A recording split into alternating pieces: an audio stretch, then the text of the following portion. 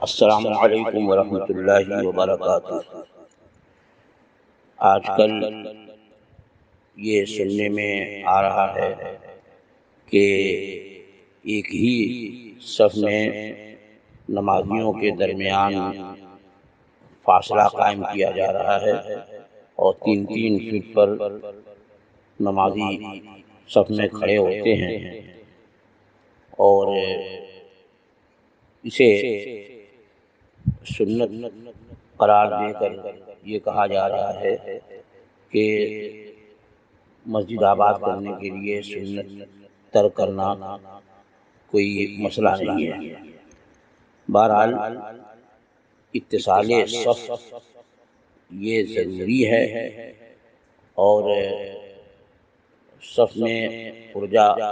کشادگی رکھنا یہ حرام ہے۔ خود رسول اکرم صلی اللہ تعالی علیہ وسلم نے فرمایا، من وصل صفا وصلہ اللہ ومن قطع صفا قطعہ اللہ۔ جو صف کو ملائے اللہ اپنی رحمت سے اسے ملائے، اور جو صف قطع کرے اللہ اپنی رحمت سے اسے جدا کرے۔ تو اس سے ظاہر یہی ہے کہ یہاں وعید ہے، یہ صف کا قطع کرنا یہ جائز نہیں۔ اعلیٰ حضرت فاضل بریلوی قدس سرہ العزیز سے سوال ہوا بدعقیدہ صف میں کھڑا ہو اس کے بارے میں، تو آپ نے فرمایا کہ جس صف میں وہ کھڑے ہوں گے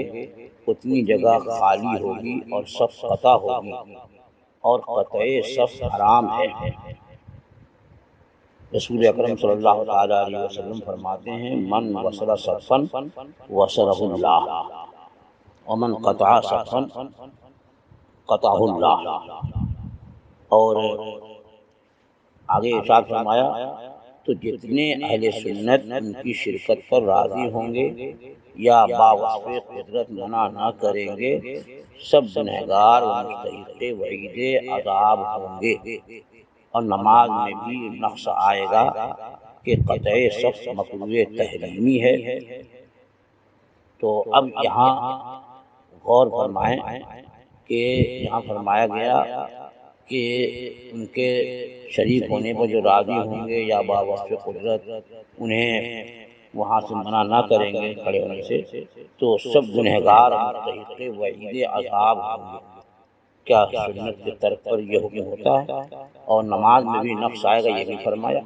اور فرمایا قطع صف مکروہ تحریمی ہے۔ کیا سنت کے ترک کرنے سے مکروہ تحریمی لازم آتا ہے؟ یہ ایسا تو نہیں ہے۔ اس لیے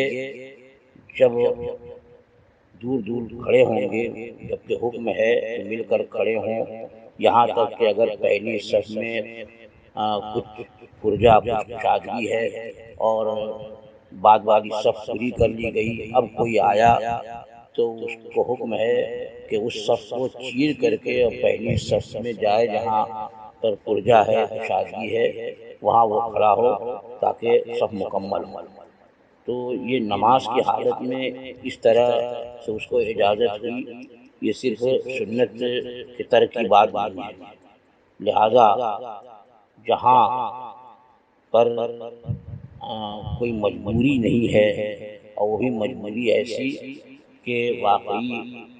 ضرر ہو اور ضرر کا گمان غالب ہو، اگر ایسا کوئی معاملہ نہیں ہے تب تو وہاں ضرور یہ ضروری ہے کہ اس پرجے کو ختم کریں، اس کشادگی کو ختم کریں، اور جس طرح حدیث پاک میں حکم ہوا کہ سب مل کر کھڑے ہوں، صف بالکل مرصوص ہو، اسی طریقے سے صف لگائی جائے۔ اور اگر واقعی کہیں ایسا ہے کہ ان کی زبردستی سے اور ان کا زبردستی کرنا یہ اس کا گمان غالب ہے، اور اس کی وجہ سے اس طرح سے دور دور کھڑے ہوں گے، قریب کھڑے ہوں گے یا گرفتار کر لیں گے یا ضرر پہنچائیں گے، تو وہاں جو لوگ اس طرح کھڑے ہوں یہ کہا جا سکتا ہے کہ وہ گنہگار نہ ہو یا نماز کے اعادہ کا حکم نہ ہو، جیسا کہ خود اعلیٰ الفاضل بریلوی قدس سر العزیز نے ایک فتوے میں، جس میں کہ غیر مقلد صف میں داخل ہو، تو اخیر میں فرمایا کہ بشرط قدرت سے ہرگز اپنی جماعت میں نہ شامل ہونے دیں، اور جو مجبور ہے معذور ہے۔ تو اس سے پتہ چلتا ہے کہ جہاں واقعی مجبوری ہے تو وہاں پر وہ حرمت کا حکم نہ ہوگا اور نماز کے اعادے کا حکم نہیں ہوگا، لیکن جہاں مجبور نہیں ہے، خواہ کے لیے صرف ایک وہم کہ ایک کی بیماری دوسرے کو نہ لگ جائے، اس بنیاد پر اگر وہ دور دور کھڑے ہوتے ہیں تو گناہ گار بھی ہوں گے اور نماز میں بھی نقص آئے گا۔ ھذا ما ظہر لی والعلم عند ربی واللہ تعالی اعلم۔